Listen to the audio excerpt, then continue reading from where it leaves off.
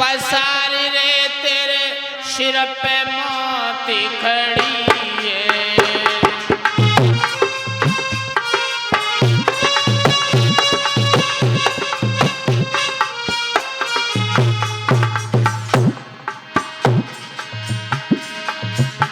क्यों सोता है फिर पसारी रे तेरे सिर पे मोती खड़ी है।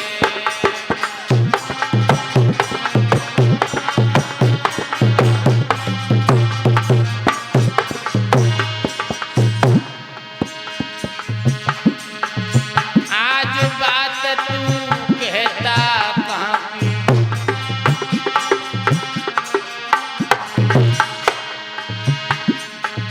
थोड़ा सा दिन रह गया बाकी।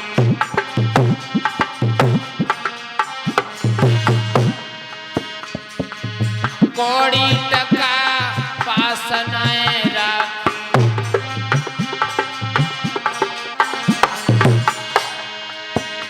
अब चल गयो पल्ले जाड़ के तेरी किसन पोती हरी है।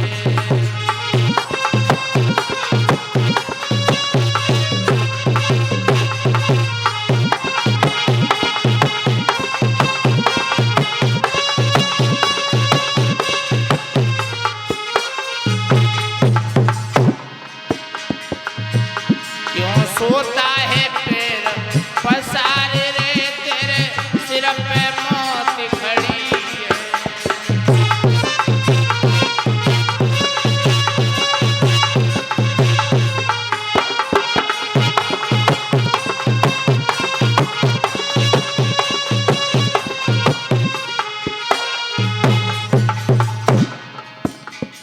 आगे लिखा है,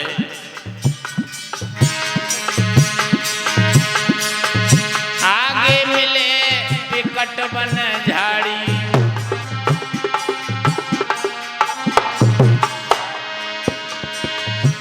मती भूलना निपट नाड़ी।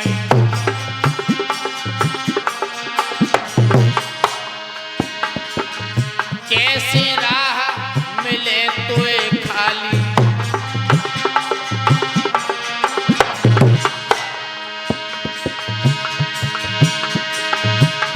फिर रखना पैर समार के काट न सोंगे लहरी।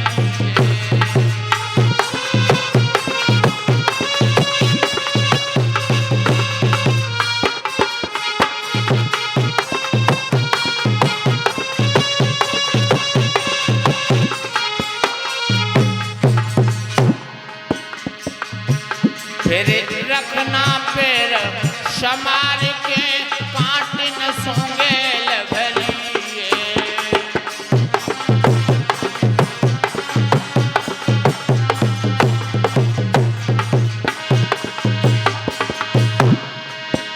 क्यों सोता है फिर पसार रे तेरे सिर पे मोती खड़ी है।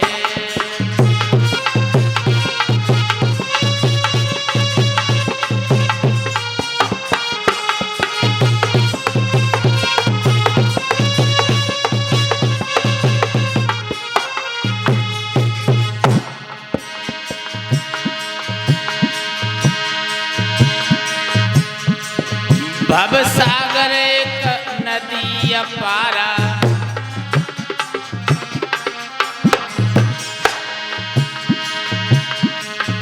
ठाड़े कर रहे सोच विचारा।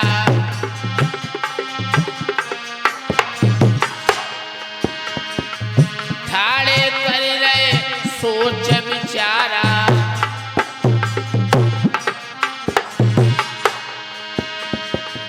कैसी नाव लगे उस पारा।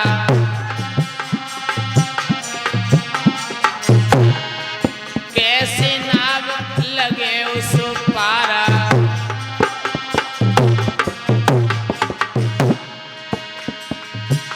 जहाँ नाम लहाना नावे कोई बीतती घड़ी घड़ी।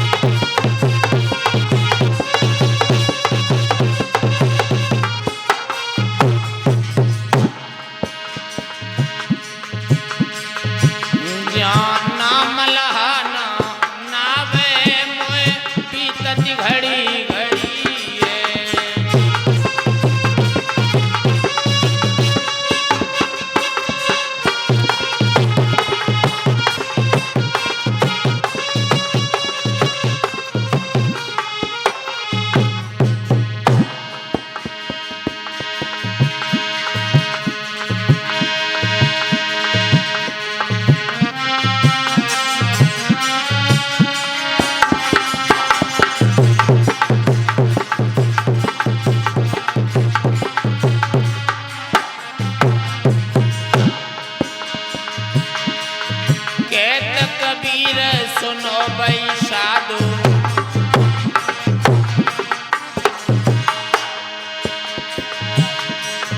करनी घटी तो यम घर देखा,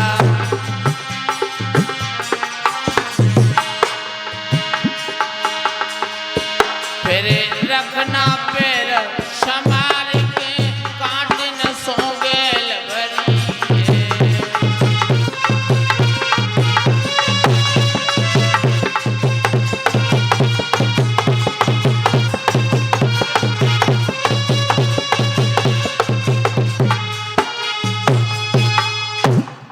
श्री सुखदेव जी समझाने लगे हैं,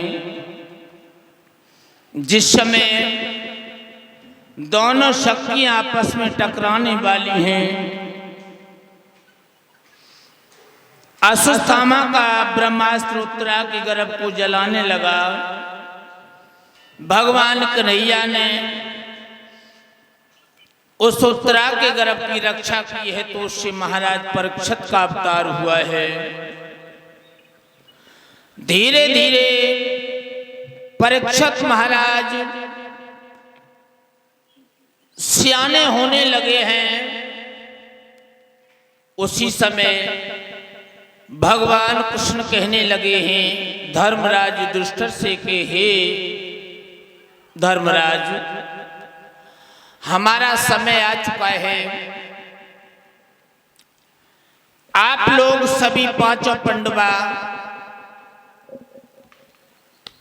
परीक्षित लाल को हस्तिनापुर की राजगद्दी पर बिठा करके भगवान का भजन करने चले जाओ। द्रौपदी के शहद हिमालय पर्वत में अपने शरीर को गला दो, क्योंकि आगे घोर कलयुग आ रहा है।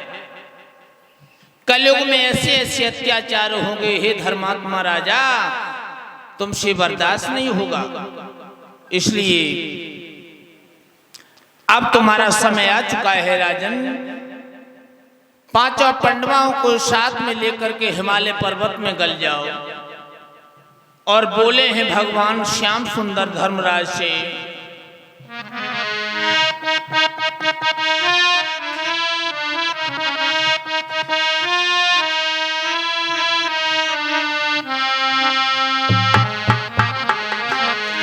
आगे वो समय आ रहा है ओ राजा,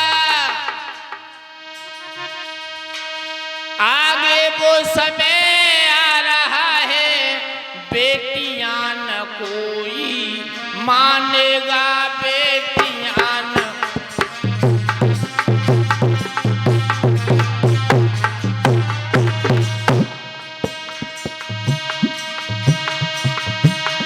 आगे वो समय आ रहा है, बेटियां न कोई मानेगा।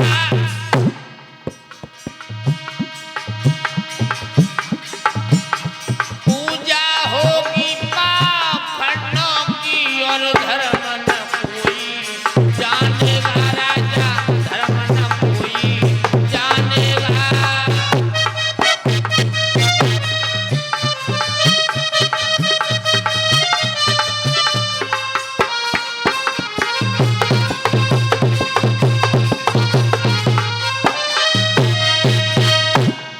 और बोले छत्री कायर हो जाएंगे,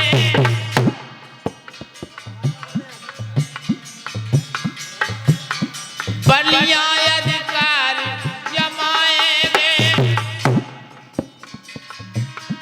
लोगों का खून चूस करके पापी जन प्यास बुझाएंगे, पापी जन प्यास बुझाएंगे।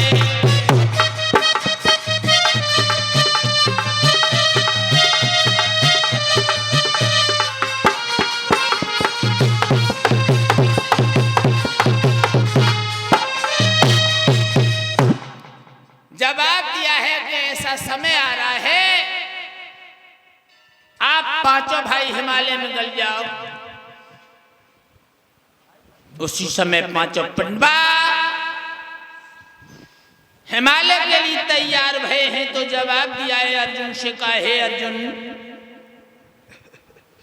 भगवान कन्हैया ने कि मेरे जाने के बाद समय मेरा भी आ चुका है और मेरे जाने के बाद 7वें दिन ये द्वारकापुरी समुद्र में डूब जाएगी। इसलिए सभी द्वारका वासियों को साथ में लेकर के हस्तिनापुर चले जाना। उसी समय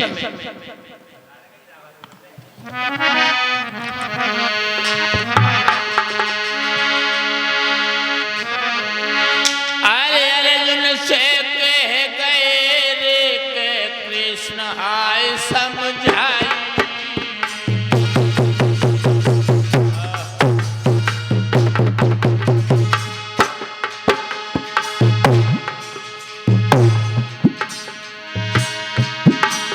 गोपिल को लेके संग रे चले जइयो भाई।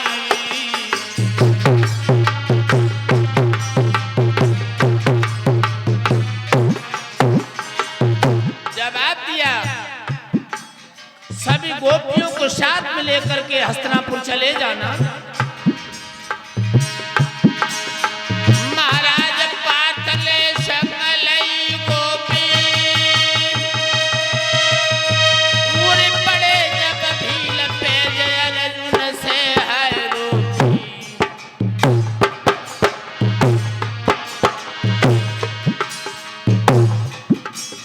जिस समय अर्जुन ने सभी गोपियों को साथ में लेकर के हस्तिनापुर के लिए प्रस्थान किया तो भीलों ने हमला कर दिया।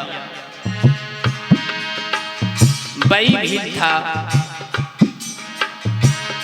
जिसका द्रोणाचार्य के समय में अर्जुन ने अपमान किया था एकलव्य।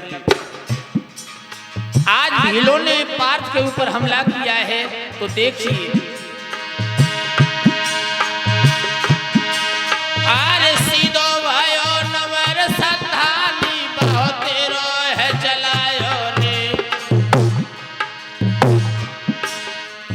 तीन लोक को विजय करैया झुका मनैया रे।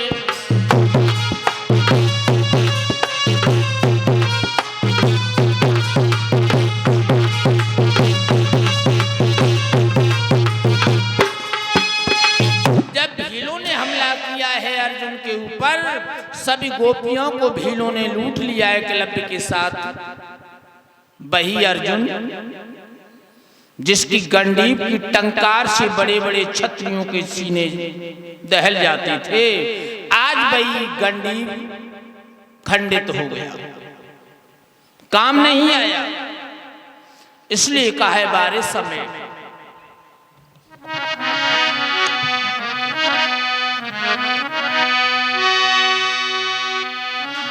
लिखा है कि सदा दिन एक से किसी के न गुजरते देखे।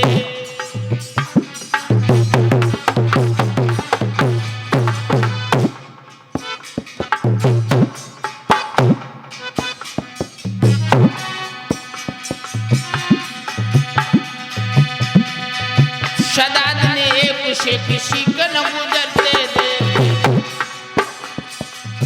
इंसान दुनिया में चढ़ते उतरते देखे।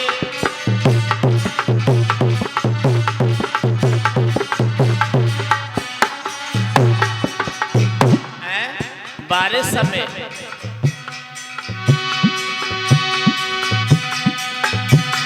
जिन लोगों ने किया था लाखों का लेना देना, जिन्होंने लाखों का लेन देन किया था, एक समय वो आया, एक दिन सबके आगे हाथ फैलाते देखे। सदा दिन एक से किसी के न गुजरते देखे।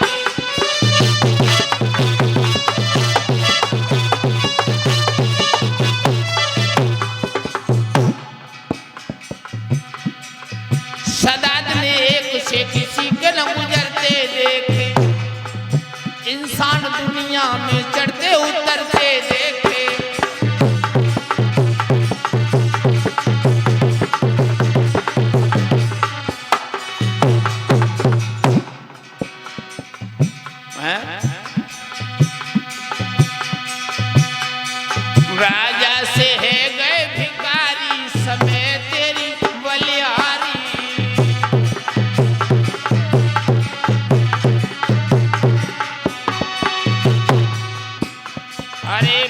बलिहारी बलिहारी समय तेरी बलिहारी।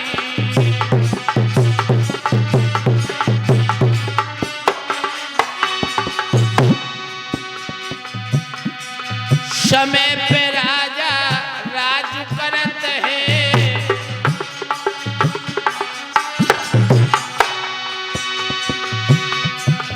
समय पे राजा राज करत है।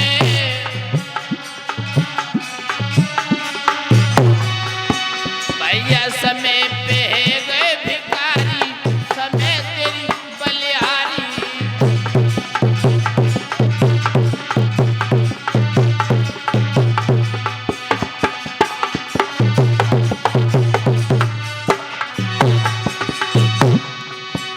अरे बलिहारी बलिहारी समय तेरी बलिहारी।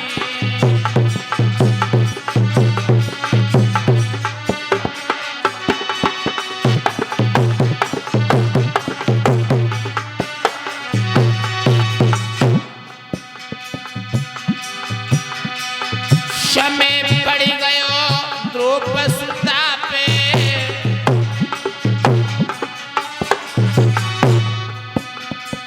समय पड़ गयो द्रौपदी पे।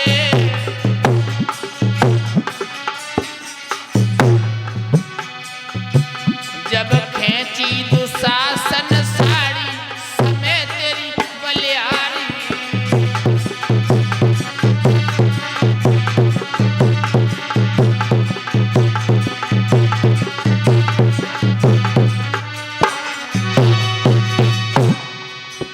अरे बलिहारी बलिहारी समय तेरी बलिहारी।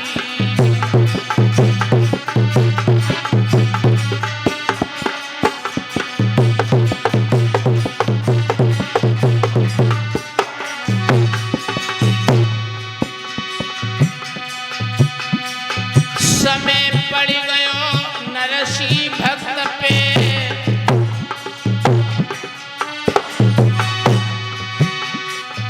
समय पड़ गयो नरसी भक्त पे।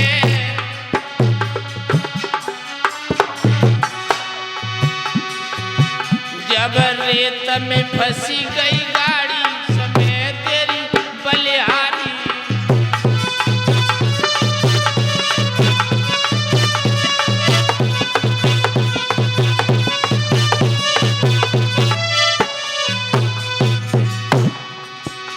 अरे बलिहारी बलिहारी समय तेरी बलिहारी।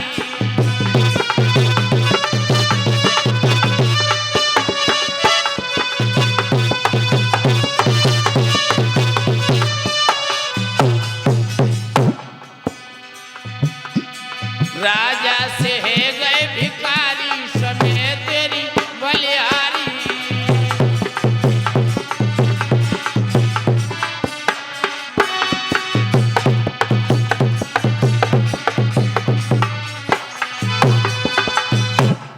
श्री सूत जी समझा रहे हैं कि सौनकादिक ऋषियों, जिस समय भीलों ने आकर के हमला किया, भीलों ने सभी गोपियों को जिस समय लूटा,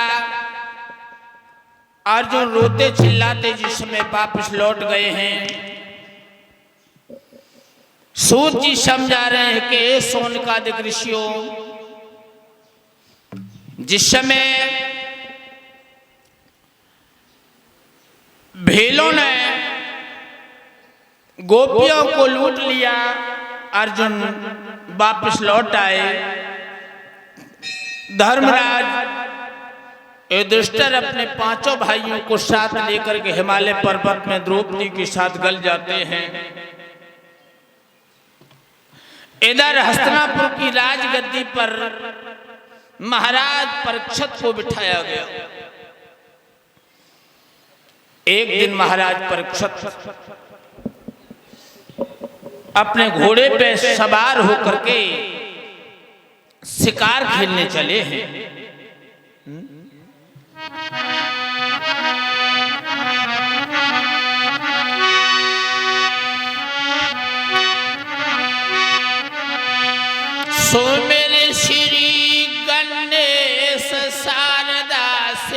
समय समनायो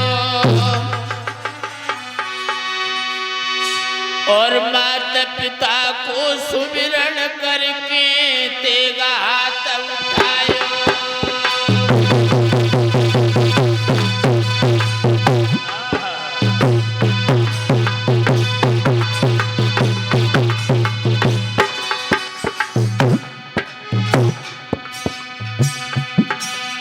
माता पिता को सुमिरन करके तेगा हाथ उठायो।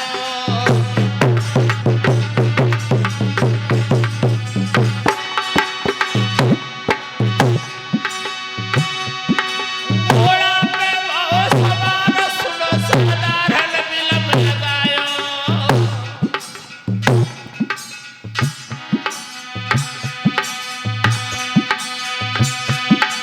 और विकट बनी के राजा जब धस आयो और विकट बनी में जब राजा जब धस आयो।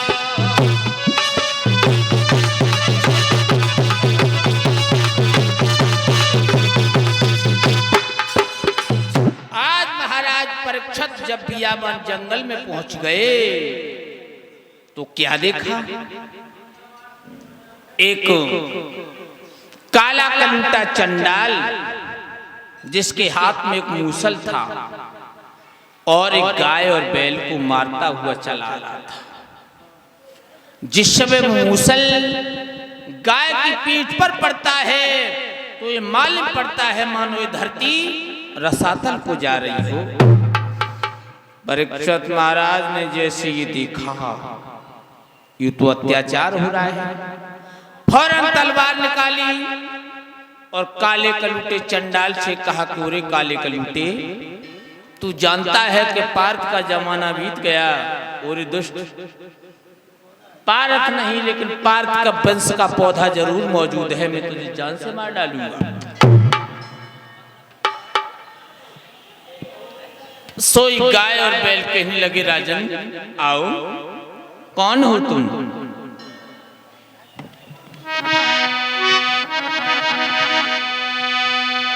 कौन है आज मेरी लाज बचाने आए?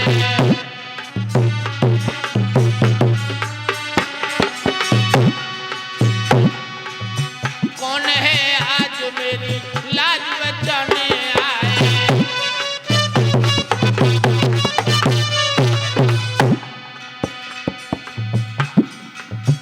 धर्म के नाम पे प्रसाद चढ़ाने आए।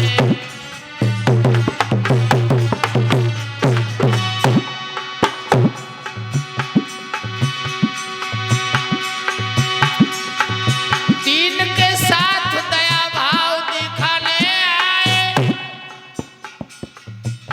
दिखाने आए, दिखाने आए। डूबती नाव को कोई हाथ लगाने आए।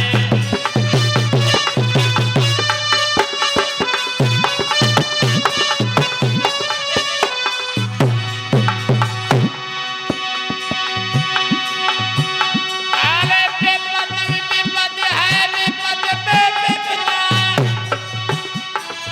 विपद बैल के कंधा से जाए।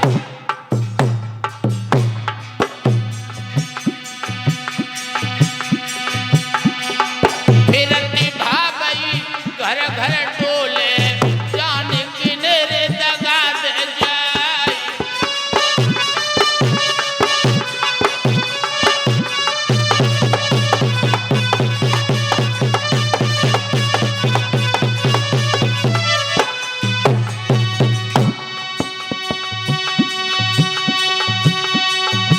अरे विपदा पड़ गई शल्ले पे, घेरे पड़ो है धनी चौहान।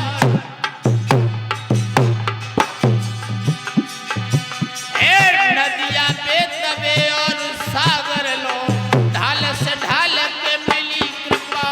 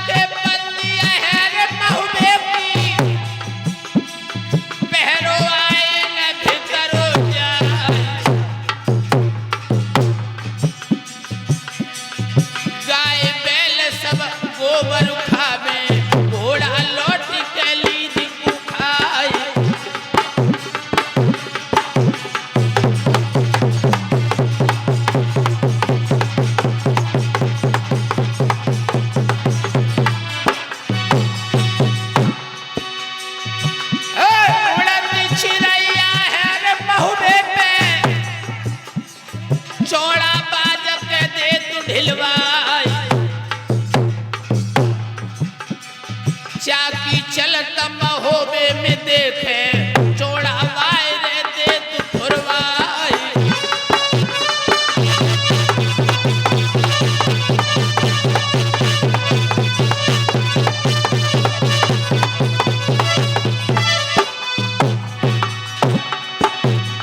भारी विपदा है रे महोबे में और मलहना पे पड़ी चुनाई। सेजी तज दई हेरे पुरुषन ने तिरियन तज दई सर्व सिमारी।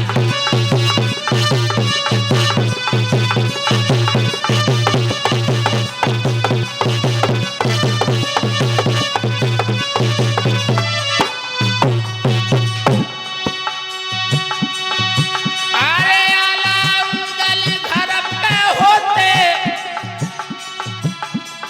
होते जियत के शेर मलखान।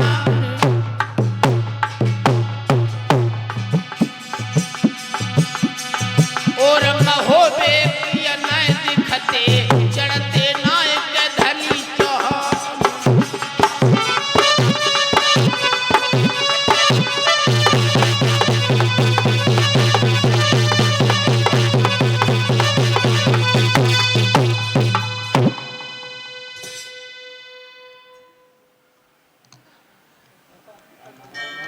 आज भगवत प्रेमियों सुखदेव जी समझाने लगे हैं कि हे राजन, जिस समय धर्मराज युधिष्ठिर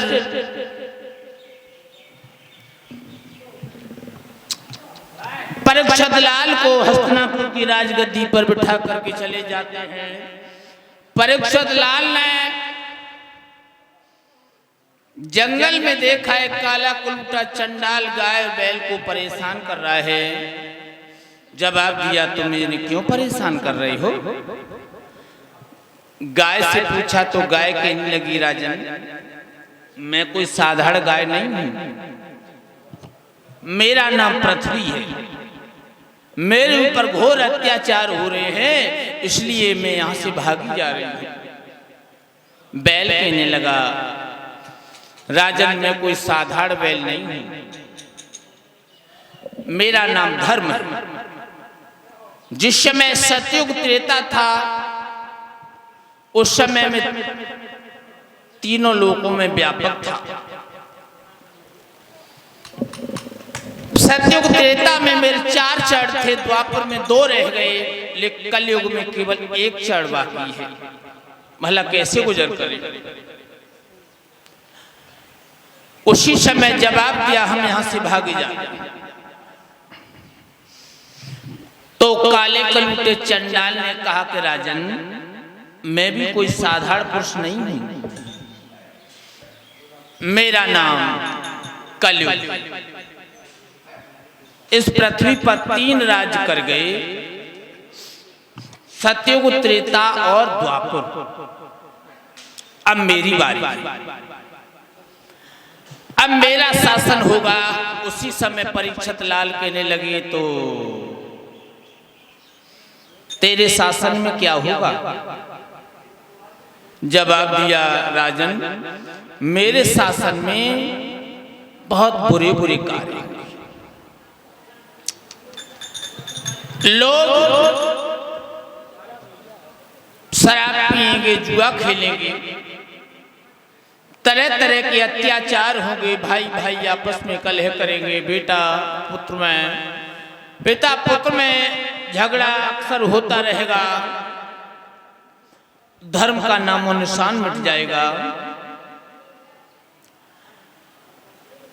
तो लेकिन जितने भी मेरे अंदर पाप होंगे, लेकिन एक काम अच्छा हुआ। जवाब दिया, क्या? सतयुग त्रेता द्वापर में हजारों हजारों वर्ष तक लोग तपस्या करते थे, भगवान का दर्शन नहीं होता था। लेकिन मेरे कलयुग में क्या होगा? एक बार भगवान का नाम लोगे तो एक पल के लिए आराम जरूर मिलेगा। तुलसीदास ने लिखा है, कलयुग केवल नाम आधारा, और सुमिर सुमिर नर उतरे हूं पारा। कलयुग में एक बार भगवान का नाम लोगे तो एक पल के लिए आराम जरूर मिलेगा। ये होगा मेरे राज्य में। जवाब दिया तो हे कलयुग, तू इस गाय और बैल को मत परेशान कर। जवाब दो तो आप ही बताओ कि मैं रहूं कहां। जवाब दिया हाँ,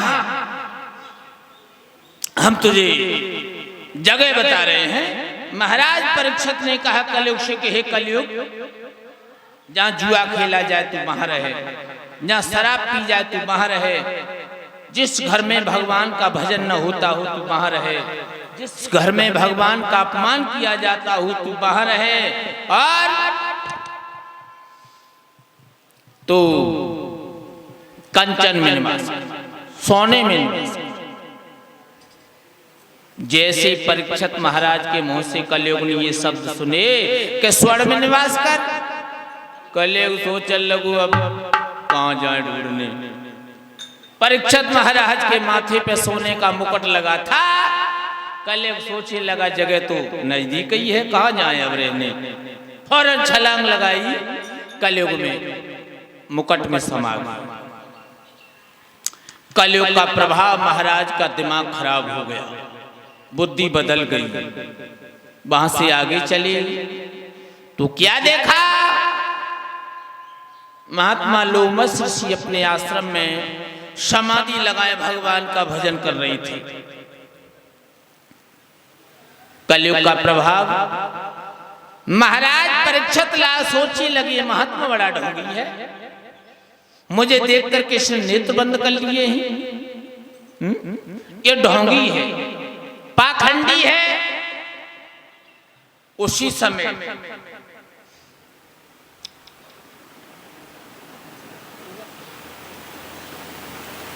परीक्षित लाल ने, कलयुग का प्रभाव था, एक मरा हुआ सर्प उठाया और सर्प उठा करके महात्मा लोमस ऋषि गर्दन में डाला। कलयुग का प्रभाव, जैसे लोमस ऋषि गर्दन में वो मरा हुआ सर्प डाला, वहां से आगे बढ़ गई। महात्मा जी भगवान का भजन कर रहे हैं। ये खबर जब लोमस ऋषि के बेटा श्रृंगी ने सुनी कि मेरे बूढ़े बाप का अपमान राजा परीक्षित ने किया है, सो श्राप दे दिया, जा रे राजा, तूने हमारे बूढ़े बाप का अपमान किया है, हम तुझे श्राप देते हैं।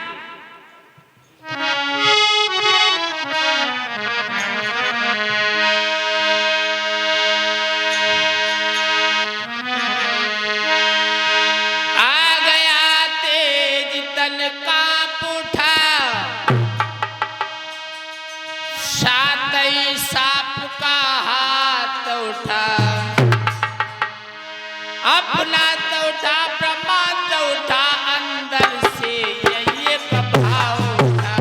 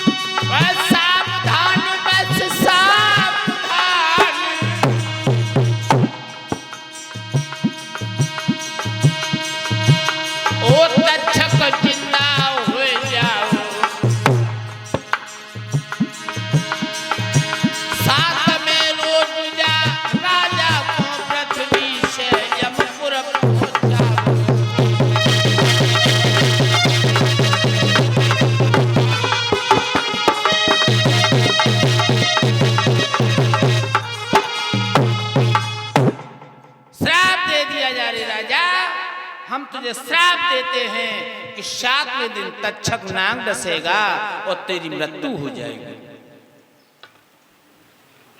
परीक्षित महाराज को श्राप लग चुका।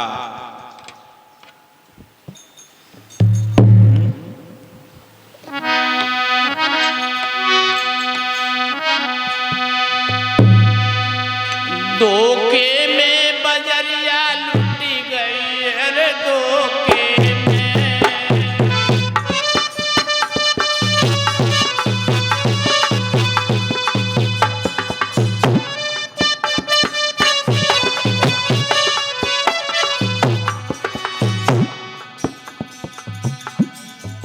महाराज को श्राप लग गया। धोखे में बजरिया लुटी गई, अरे धोखे में।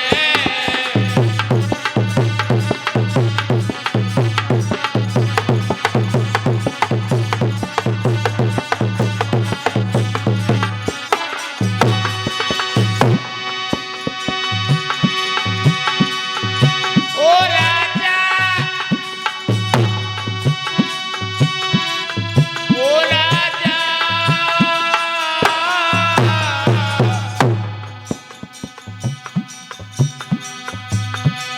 ओ राजा, ओ राजा, ओ राजा।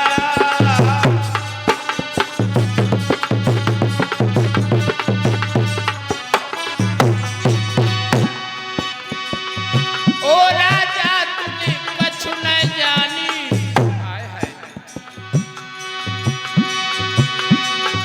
कैसी कर दई जी नादानी।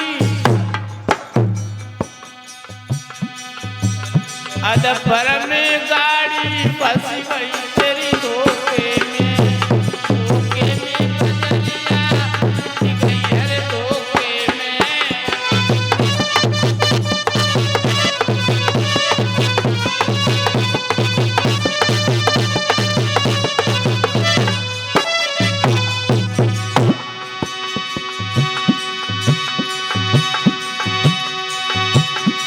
श्राप लग गया राजा को,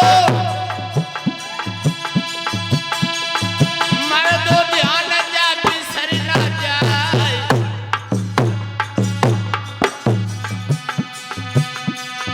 होनहार सोए की मिटिए, राजा गवे के सोच में छाए।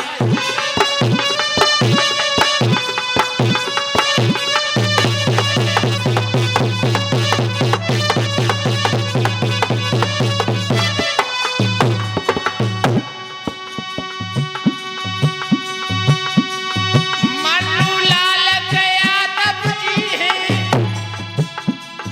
यहाँ पे रह जे कथा करा।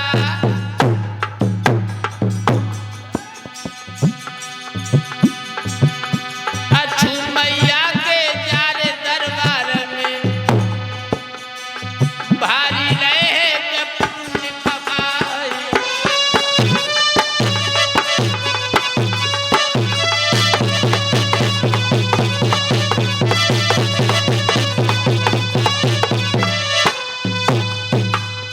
आज श्राप लग गया राजा परीक्षित को। सोई महाराज परीक्षित ने देखा कि अब हमें श्राप लग गया, अब क्या करना चाहिए। सोई परीक्षित महाराज ने अनशन व्रत धारण कर लिया, घर बार को छोड़ दिया, भोजन को त्याग दिया, वस्त्रों का त्यागन कर दिया। घर बार को छोड़ करके परीक्षित महाराज जब चले हैं, जाकर के भगवत प्रेमियों गंगा मैया के किनारे हरिहर क्षेत्र में जाकर के पद्मासन लगा करके बैठ जाते। जब परीक्षित महाराज को बैठा देखा अकेला, तो धीरे धीरे एक के बाद एक साधु संत आने लगी और बैठती रही। यहां तक लिखा है कि परीक्षित महाराज ने जब कथा सुनी तो 88,000 ऋषियों की भीड़ लगी थी। आज जब कथा हुई तो 88 आना मुश्किल पड़ जाती है। महाराज देखो गांव में हम आपके गांव में के आए, बहुत भीड़ हुई अच्छी, कितनी भारी भीड़ हुई, लेकिन हमें भी ये नहीं पता था कि कहाँ स्थान हमने भी नहीं देखा था। वो चीज हम कहते हैं वो गांव में अच्छी लगती है ना। यहाँ अगर हम उस चीज को ज्यादा कहें तो अच्छी नहीं लगती, क्यों माँ का दरबार है। हम तो इतनी कह लेते हैं कि आप जानते हैं, लेकिन फिर भी माँ का दरबार है, थोड़ी मर्यादा तो रखना। अब बताओ यहाँ पर कोई नहीं है, आप ही अकेले हो।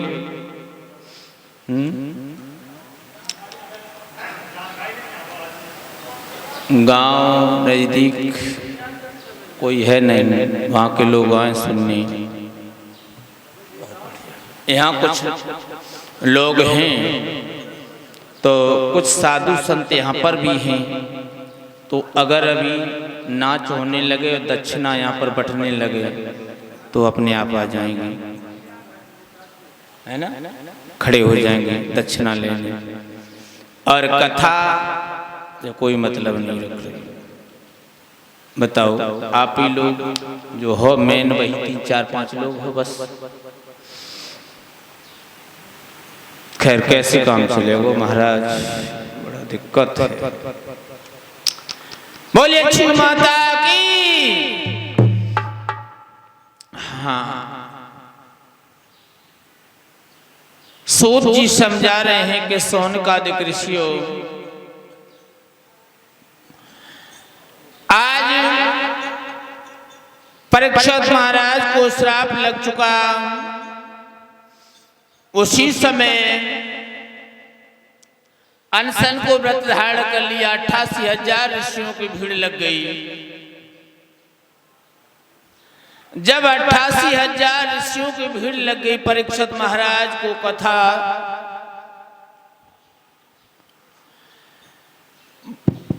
की बहुत जरूरत है। इधर महाराज परीक्षित पद्मासन लगा करके बैठे हैं, लेकिन भगवत प्रेम यो इधर क्या था, सुखदेव जी महाराज का जन्म हो चुका।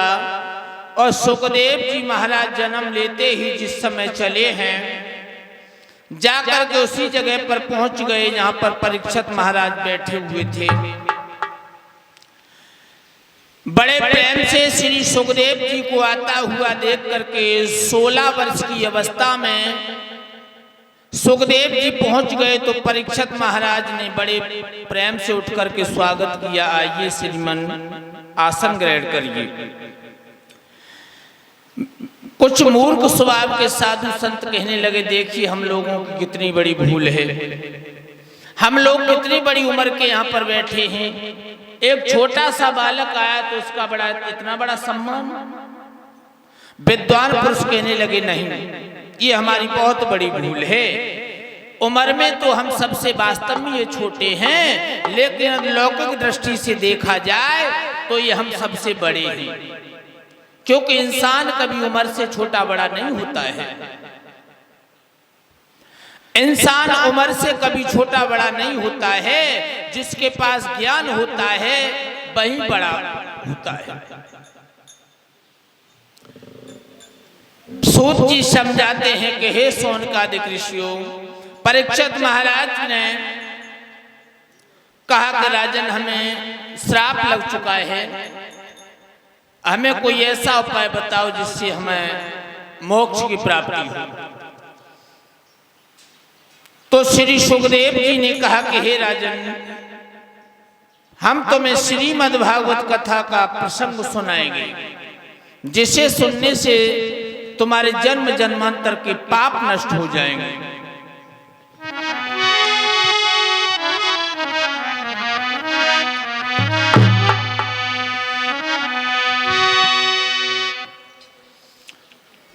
कवि ने एक बड़ा सुंदर भजन लिखा है कि शरीर जो है, मानव का शरीर भगवान ने बनाया है, इसमें 2 पार्ट लगाए हैं। इन दोनों पार्टों के बीच में देखिए न कोई बचा है। पृथ्वी और आकाश के मध्य में ये पृथ्वी और आकाश, ये दो पार्ट हैं, समय का चक्र है, ये चलता रहता है। तो कवि लिख रहा है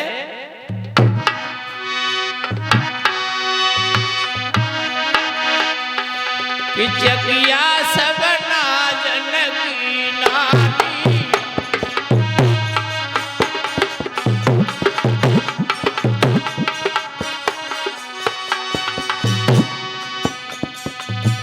अरे चकिया सबना जनकी नानी,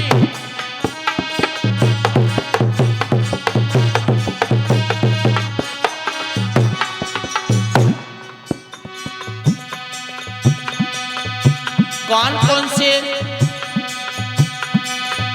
एक पाट पाताल बनायो,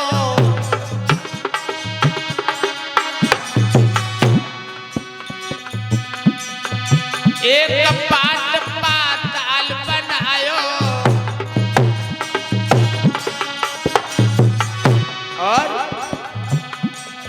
एक पाट ये समानी, चकिया चकिया सबना जनकी।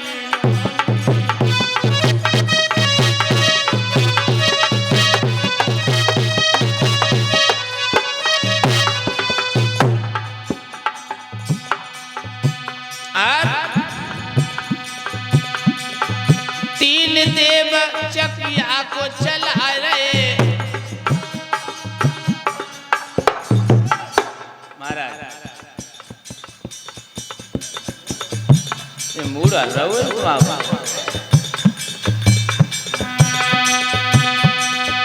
तीन देव चकिया को चलावे,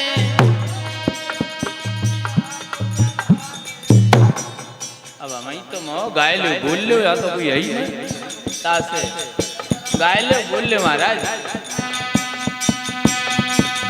तीन देव चकिया को चलावे,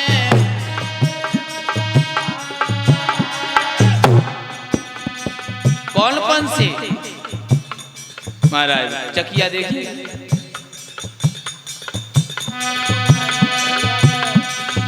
तीन देव चकिया को चलावे,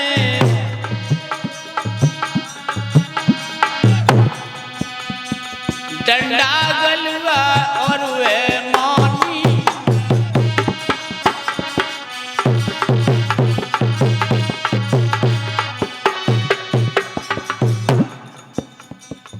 डंडा गलवा और वे मानी,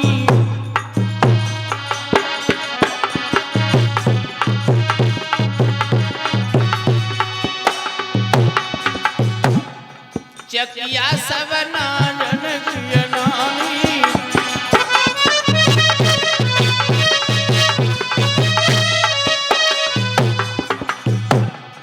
और लिखा कवि ने, बड़ा सुंदर भजन लिखा है।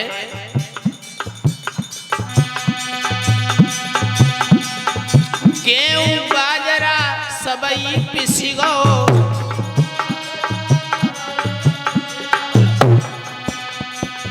गेहूं बाजरा सबई पिसी गो,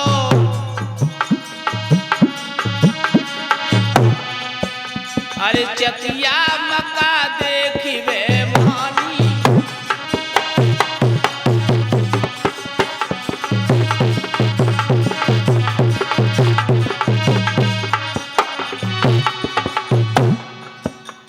मका बड़ो दानो हो।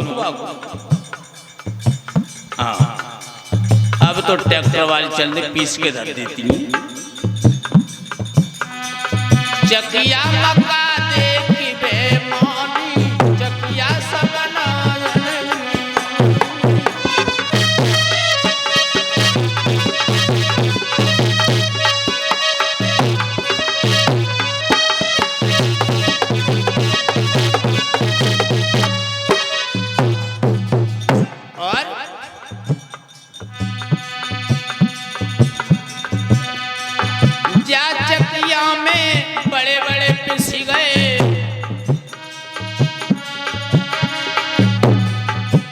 ये चकिया समय का चक्र चल रहा है।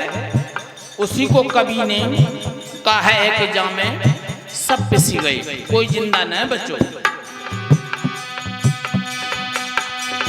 जा चकिया में बड़े बड़े पिस गए,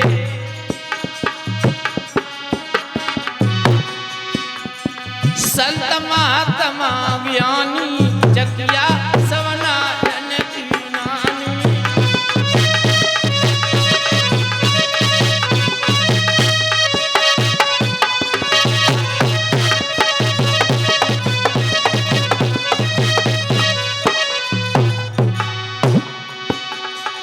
चकिया सवना जनकी नानी।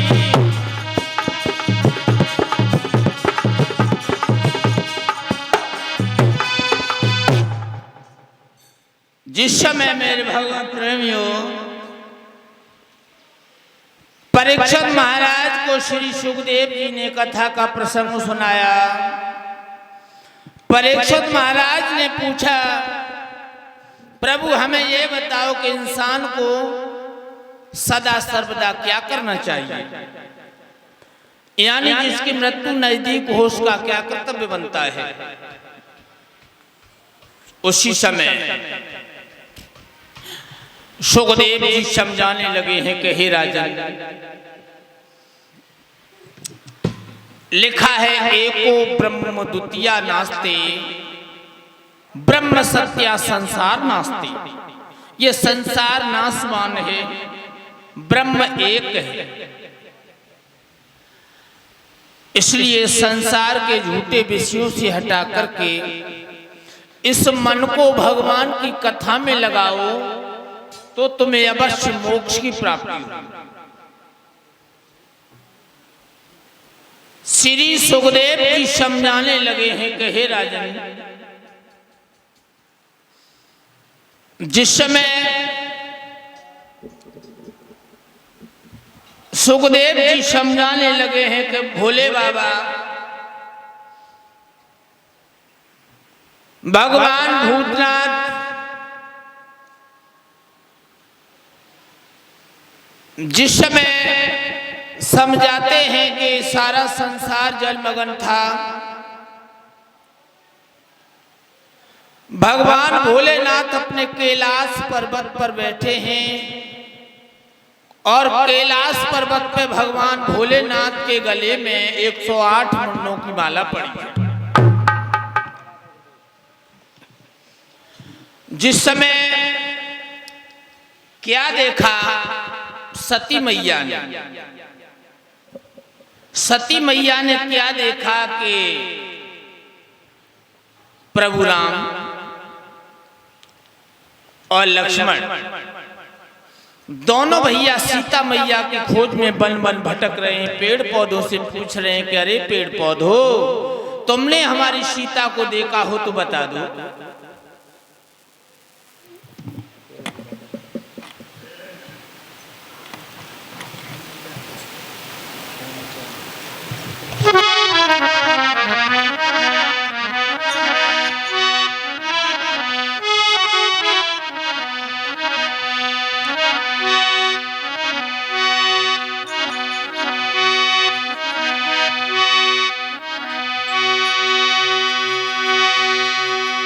श्री सुखदेव जी समझाने लगे हैं कि हे राजन,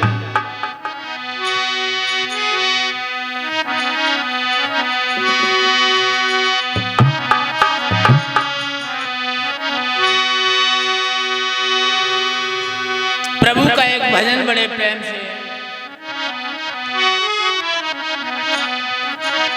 कि जाड़ में सके पुतला पे क्यों इतना फिदा हुआ है।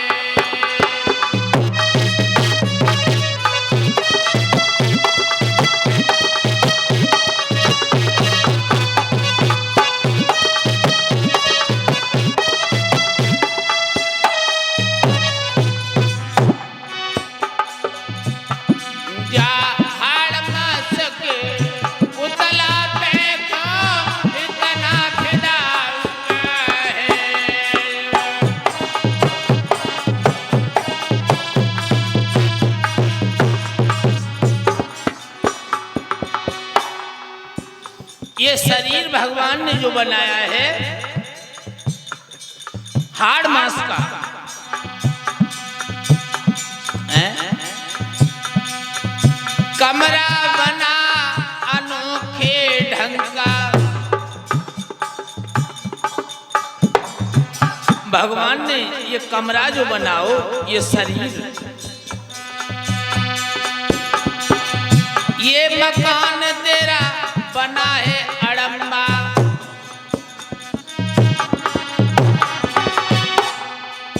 3.5 हाथ का लंबा।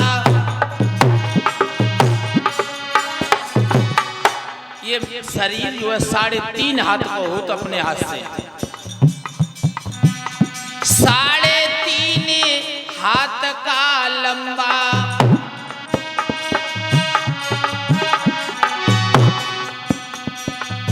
तू मजबूत लगाए दे खम्मा।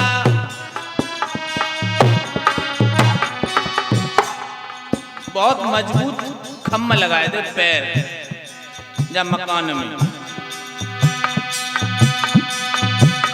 अजफर में एक तालाब है जो जल से भरा हुआ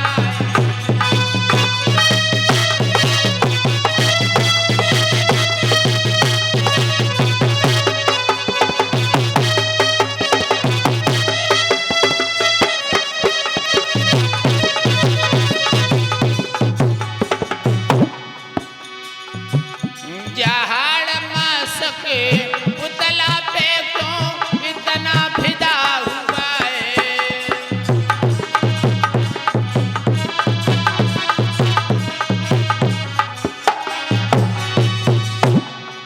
और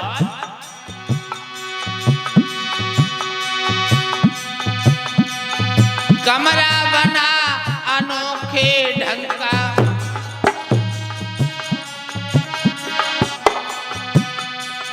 छोटे छोटे छिकरे झंका।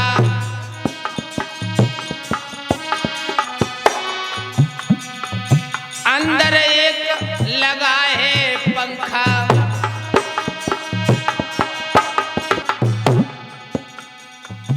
अंदर एक लगा है पंखा।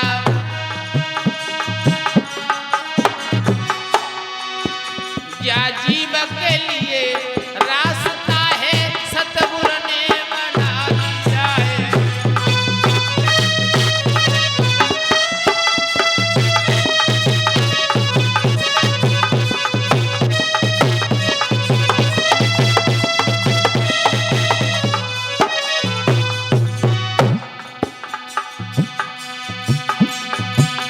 जहाड़ मास के उतला पे को इतना फिदा हुआ है।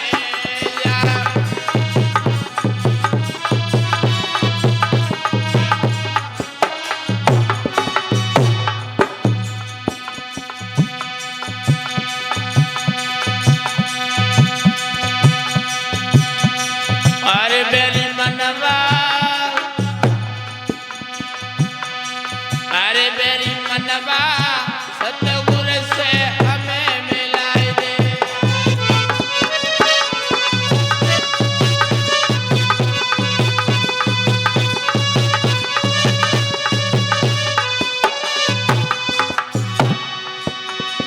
अरे बेरी मनवा सतगुरु से हमें मिलाए दे।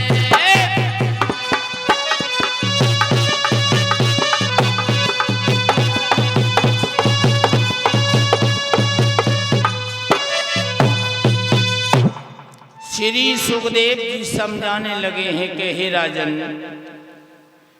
जिस समय भगवान भोलेनाथ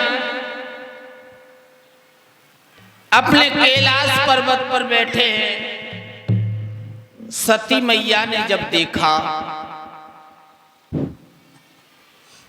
कि प्रभु राम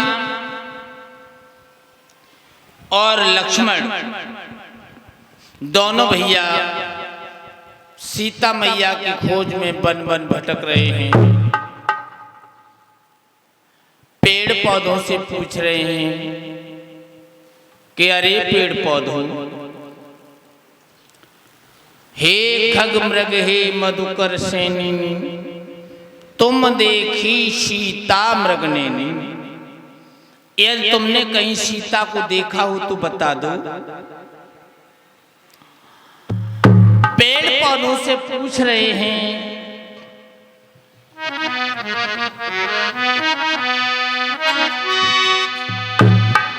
कि लताओ न ये दिल दुखाना, ए लताओ न ये दिल दुखाना, दिल दुखाने के काबिल नहीं है।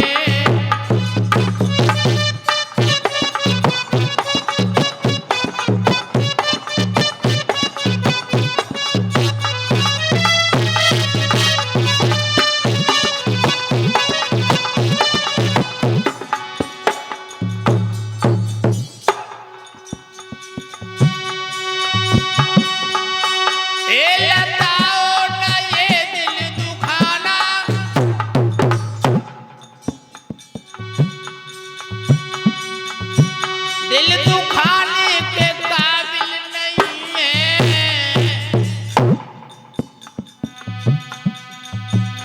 कहीं देखा हो तुमने सिया को,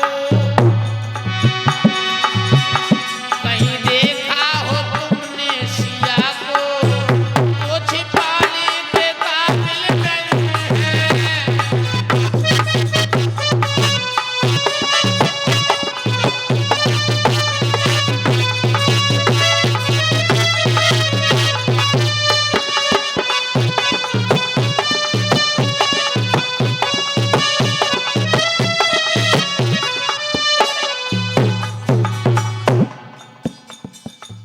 हे पेड़ पौधों, अगर हमारी सीता को तुमने देखा हो तो बता दो।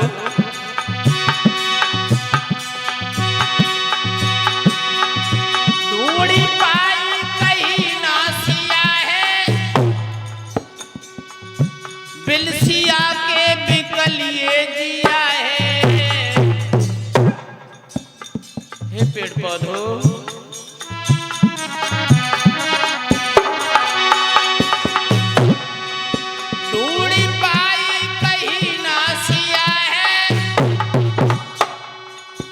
बिनसिया के बिकलिए जिया है, बिनसिया के बिकलिए जिया है। गम उठाने के काबिल नहीं है।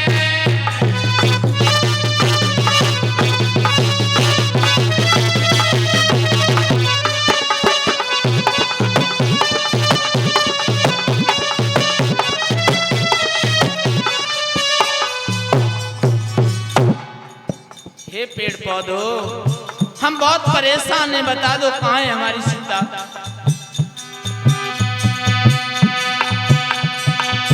बिनसिया के बिकलिए जिया है, गम उठाने के काबिल नहीं है।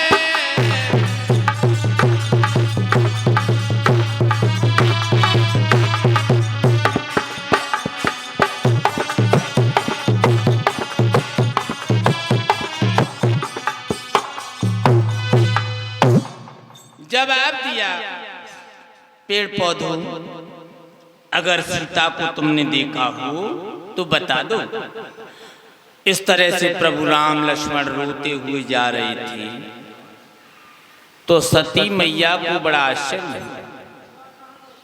सती मैया बोली, प्रभु भोले बाबा, हाँ ये कौन है जो रोते हुए जा रहे हैं? भोले बाबा बोले, ये प्रभु राम हैं। सीता मैया का हरण हो चुका है, रावण सीता को हरण कर ले गया है और दोनों भैया सीता की खोज में जा रहे हैं। तो सती मैया बोली, ना ना ना प्रभु, मुझे विश्वास नहीं है। क्यों? जवाब दिया, इसलिए कि अगर ये राम होते, आप कह रहे हो कि विष्णु का अवतार हैं, ये भगवान हैं, हमारे इष्टदेव हैं। अगर प्रभु राम होते, अगर उनमें शक्ति होती तो रोने की क्या जरूरत है? उन्हें तो पता वैसी हो जातो कि सीता को रावण ले गया है, सीधे जाते लंका में, रावण को मारे और सीता को ले आए। रोने से क्या फायदा? बोली है सती मैया,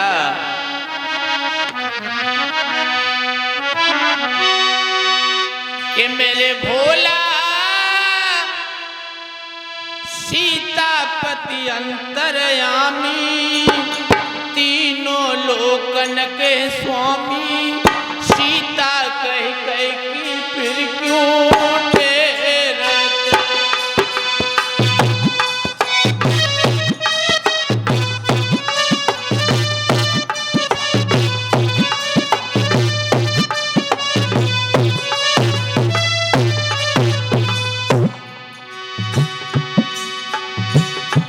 बोला सीतापति अंतर्यामी, तीनों लोकन के स्वामी, सीता कह कह की फिर क्यों टेरत।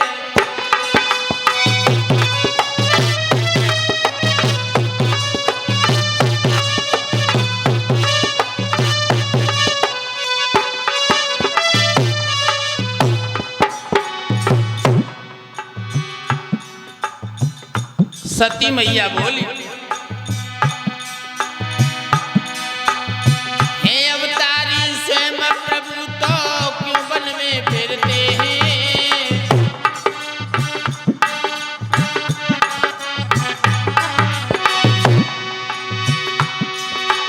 हे अवतारी स्वयं प्रभु तो क्यों वन में फिरते हैं, और लंका जाए दशानन का क्यों नहीं बंद कर देते हैं। रे बोला सीतापति अंतर्यामी, तीनों लोकन के स्वामी, सीता कह कह के फिर क्यों टेरत।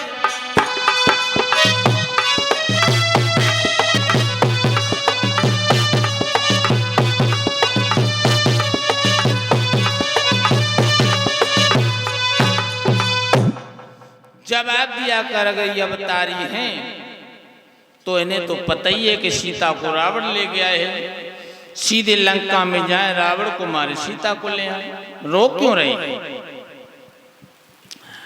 उसी समय भोले बाबा बोले, ना सती माँ ये अवतारी हैं। सती मैया बोली, हम ऐसे तो न मानेंगे। फिर कैसे मानोगी? भोले बाबा ने कहा, तुलसीदास ने चौपाई में लिखा है कि भोले बाबा बोले कि जो तुम्हारे मन अति संदेह, और तो क्यों न जाए परीक्षा ले। भोले बाबा बोले, अगर तुम्हारे मन में शंका है तो जाओ परीक्षा ले आओ। सती मैया जब चली और सती मैया ने सीता जी को रूप बनाओ और सीता जी को भेष बनाए के रास्ता में आगे खड़ी हुई। राम लक्ष्मण दोनों भैया आए और जैसी राम की नजर सती पर पड़ी, जो सीता के भेष में खड़ी थी, पहचान ली। बोले, कहो सिबी कहाँ जा रही हो? भोले बाबा कहाँ हैं? और जैसी राम के मुंह से सिबे शब्द निकला, समझ गई इनने तो हमें पहचान लो। अब कहा, अब तो सती मैया के छक्के छूट गए।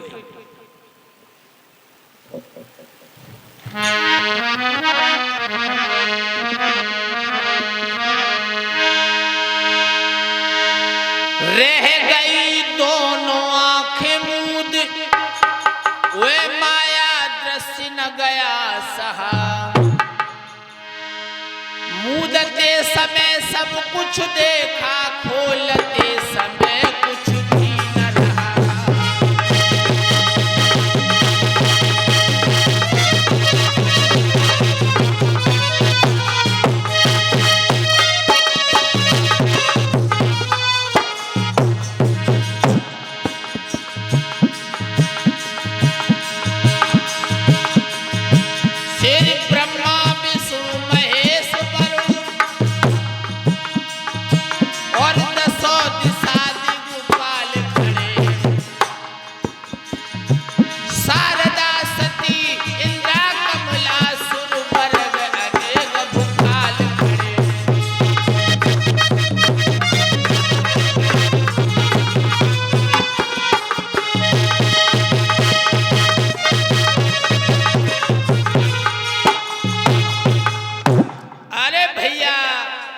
क्या देखा? ब्रह्मा विष्णु महेश भगवान के शरीर में दिखाई दे। सोई आंखें बंद करके बैठ गई। प्रभु क्षमा, प्रभु क्षमा। प्रभु राम आगे बढ़ गए, सती मैया लौट आई। भोले बाबा बोले परीक्षा ले आई। सती मैया बोली बस प्रभु क्षमा करो, आज के बाद ये गलती कभी नहीं होगी। भोले बाबा समझ गए कि सीता जी के वेश में गई। सीता माँ के समान है, आज से हम तुम्हें माँ की दृष्टि से देखेंगे। अरे भैया, अब तो सती मैया के और छक्का छूट गया। इतनी कहकर के भगवान भूतनाथ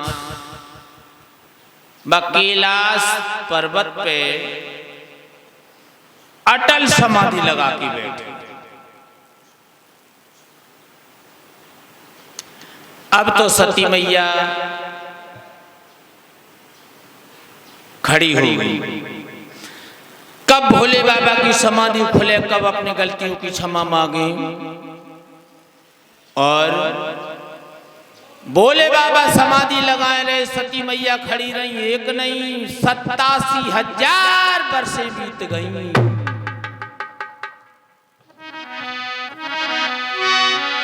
कि हाँ भी न कही, ना भी न कही, दुविधा में नैया पड़ी रही।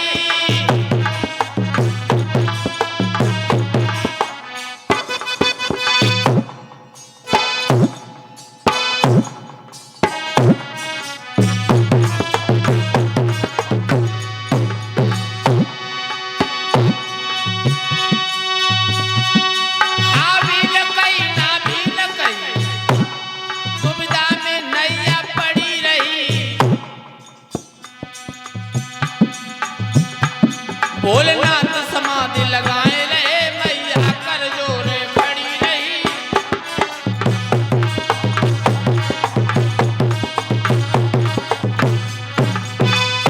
अरे भैया, जैसे ही एक पैर पे खड़ी हो गई, 87,000 वर्ष बाद समाधि खुली से धड़ाम से पैरों में गिर पड़ी। प्रभु क्षमा, प्रभु क्षमा, अब गलती कभी नहीं करूंगी। भोले बाबा के साथ बड़े प्रेम से सती मैया व कैलाश पर्वत पर रह रही हैं।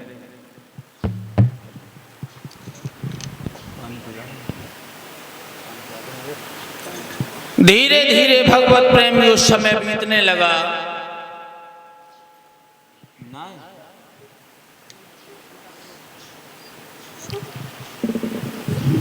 है ना, लास्ट के बाद कहाँ फेंक दो वालों।